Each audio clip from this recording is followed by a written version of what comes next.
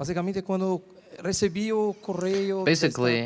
when I received an email for this conference, the first question that I was asked was, Madrid, okay, good. The second thing was, what happened for my friends and facilities? Because I'm purely real estate. So this is an error. Because I have a friend from facility management that received an email that's it's very well located in the building. There are fast elevators, and everything is very clean. There are many problems in the communication and negotiation process. It's important for this job. I think I was in Detroit, 3-hour flight. I came directly here. I didn't sleep much. I saw the word culture. Sometimes communication. And I'll go directly to the point that will interest everybody in facility.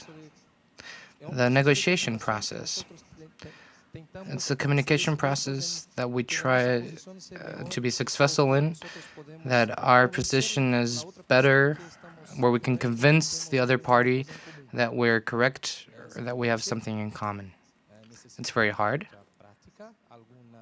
You need a lot of practice, just a little bit of theory.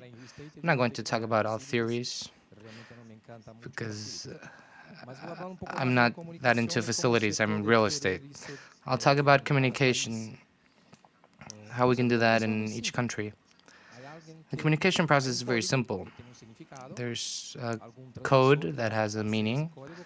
There's a transmitter that will give it to a receiver. An example, when we start negotiating or talking, when we start the day, we say hello to our wife.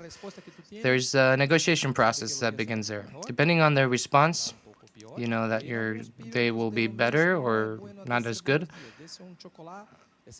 And sometimes you shouldn't say hello, or you shouldn't say anything. There's no negotiation in this case.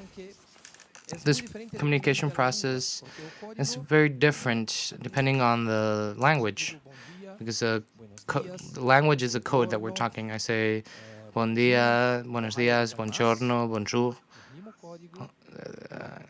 The same code? No, there are different codes. They have the same meaning, though. Every time I'm negotiating with an owner or an innovation, I'm attentive to the code. I'll try to talk the language that I'm in, of the country that I'm in. And there are some problems when we do this, because Spanish or Castilian is the same in Spain, but has different words. And in Portuguese, Portuguese from Portugal isn't the same as Brazilian Portuguese, or in Angola or Mozambique. Or in the Spanish that you talk in Chile is different from the Argentinian case or Venezuela or even in Spain. So we have this problem, and we need to be comprehended. Your code needs to have the correct meaning with whom you're communicating or negotiating. That's why I'm speaking in Spanish now. I'm trying to communicate with you in the language of this country. We're going to speak English. Sometimes you have to, because, you know, it's nice. It's better than Dutch. It's simpler than Dutch. English is universal language, but there's a problem with English because we speak too fast. We talk, especially English natives, we talk very fast. There's with Latin people or people who don't speak English, but they understand English. 25% of people say that Americans speak very fast. When I go to Detroit or I have a negotiation with an American, or an American comes here, I have to say, time out. You need to speak a little bit more slowly, because even if we comprehend English, there's a difficulty if it's spoken too fast. And slang. I don't remember how you say it in Spanish, but those are expressions that only make sense if you're inside each culture. There's some things that Americans do a lot, which is 4 letters in a sentence, like ASAP, acronyms. There are many more. Each company has their own acronyms. There are many things that one should think about when you're trying to speak to someone. Like in the Spanish case, there are different ways of saying the telephone, responding. In Bolivia, you say hola, or aló. In Colombia and Mexico, you say bueno. In Italy, you say pronto. In Brazil, it's aló. It's the same meaning, but completely different codes. So when you're talking to someone of that culture, you need to understand these aspects of the culture. There's some words that are the same with different meanings.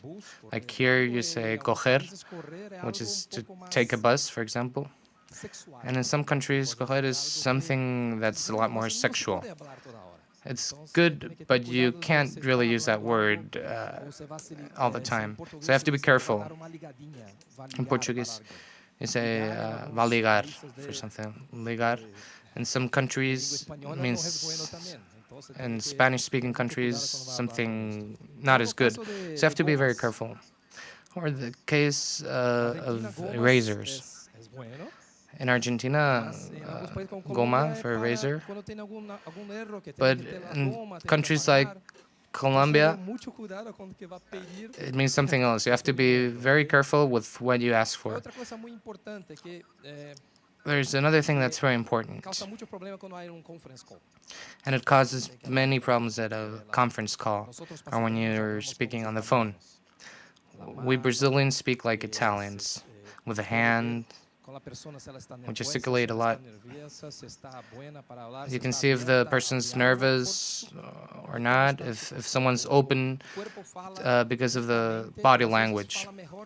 The body speaks, and sometimes better than your oral expression. So when we have a conference call, we lose this contact with this important information source. Emails. Sometimes it's better for us when you, instead of talking on the phone, I sometimes prefer. I can have more time to respond. I can understand better because it's sometimes easier than talking on the phone. In the case of the phone, a lot of people don't like talking on the phone. It doesn't give them enough assurance. When you want to negotiate with someone, you have to communicate with someone from another country. Often when I negotiate, I talk to the person. I try to do it the best way. But I also send something that's more formal, like an email, so that the information is registered and to avoid misunderstandings. So here in South America, I'm going to talk about some countries. I'm going to start talking about Brazil, because it's a country with the largest GDP. Also, population, 49% speaks Portuguese. So this is also something for Spanish people. They are different. We can understand each other, but some words are very different. So maybe you have more success in Portuguese or Portuñol, which is a mix of Portuguese, a little bit of Spanish, or English. Brazil. Brazil is a country that has a very different culture from other countries. There's Spanish, Italians, there's Japanese, there's Poles, Germans. It's what we call a melting pot.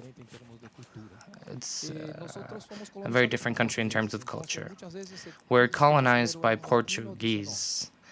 So when you say maybe a Brazilian is a Latino or Hispanic, they would say that they're not. For a Brazilian, it's not good to call them Hispanic or something like that. Family is very important. In almost all Latin American countries, family is very important. In some countries like Brazil, it's more important than work. So family is in the first place and then comes work. For Americans, it's often the other way around, or in Europe. So it's very important. Family is fundamental. We also like to party a lot. We like carnivals, parties, food. We work a lot with a lot of negotiations that are done at lunchtime. So with lunches or breakfast, a lot of negotiations are done while eating. In other countries, that's also typical, but in Brazil, it's very important. And what I always tell Americans who go to Brazil, don't go to the point directly. You need a little bit of a small talk about the family. We have a lot of success with Brazilians when you talk about the soccer team. If you praise the soccer team, you'll have a lot of success. Because we love soccer, we can talk about any country. So don't go to the point directly. We talk a lot with our hands because we have a lot of Italians in Brazil, especially in the south. Almost all families have Italian ancestry. And for example, in my own case, there are two Italian families that came to Brazil. We do things also very differently. Negotiating per email or conference call with Americans, they like to face-to-face, what we call. You're going to have many negotiations that are going to be face-to-face. It's a process that's maybe that requires a lot of time and patience. It's a slow process. Like it says for us, our relation is much more important than negotiation. Sometimes you have a very good negotiation, but sometimes you can't close it because we don't establish a relationship. We have more friends than commercial partners. And Brazilians like to have a high starting point and then lower, like Arabs do in negotiations. Give a high starting point and then negotiate. Some leasing contracts that were, maybe we talked about 60 reales per square meter, and then we went down to 20. So we have to have this concept in mind. We have to understand that this is normal. We're not doing something wrong. It's a cultural thing, how we realize our transactions. In Argentina, I like Argentines a lot. They're very formal. They're also very poetic. They have also this family values. They're very close to family. They love to chat about politics, economy, soccer. There's obviously a problem when we talk about soccer with Argentina. You know, there's this rivalry with Maradona and Messi. It's a never-ending discussion. If Pelé is better than Maradona. And this is something we like to do a lot. And in negotiation, there's also a big social aspect, like in Brazil. And in the Colombian case, it's basically the same, but can't say too much. You can't have too much small talk or emotional things. You're rude if you talk about politics, maybe. They like small gifts. It doesn't have to have high value. You don't have to give a Ferrari. If you bring something small from your country, it works very well with Colombians. There are people that also are very attentive towards their families. So it's easy to negotiate using that strong point. They're also low. They're slow.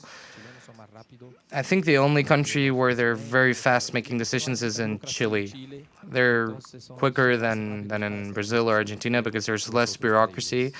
So they're very quick in their negotiations. In the case of Venezuela, it's a difficult country for negotiating because the economy is very complicated. There's a parallel dollar that's very different from the official dollar. I always try to sum it up in one word, which is fear. It's a country with a lot of fear, so it's hard to negotiate because some of the parts of the negotiation aren't explicit in what you're saying. So it's more complicated than in other countries. They're very nationalistic, and this causes a big problem when you talk about some aspects of the politics.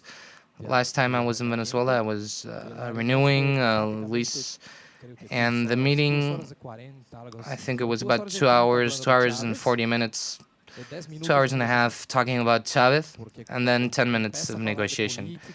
Because when you start talking about politics and you talk about Chavez, there are some people who like him a lot, people who don't. So you are talking about him, about the comandante, for 2 hours and a half. In the case of Peru, there are people who are where status has a high importance. We're talking about clothing or hairstyle, and they're also very slow in their negotiation. They don't like it when you try to rush them or something like that. So you have to be slow in the procedure, like in other South American countries. Also, a very interesting part, which is complimenting a woman or eye-to-eye contact.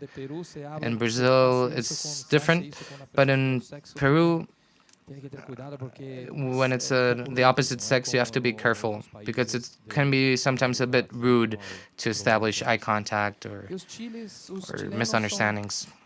And in Chile, Chileans are very good negotiators, but they're not like Brazilians who start with a high value, because they just start with a value and they maintain it, and they have a. It's very hard to obtain more from the negotiation. They're very passionate when they talk. It looks like you're arguing sometimes because they are very passionate, but really that's how they speak in Chile. And there's a very interesting thing in the case of Chile.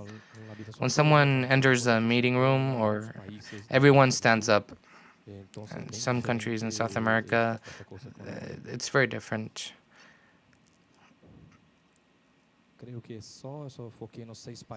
I think those are the most important countries, the 6 most important.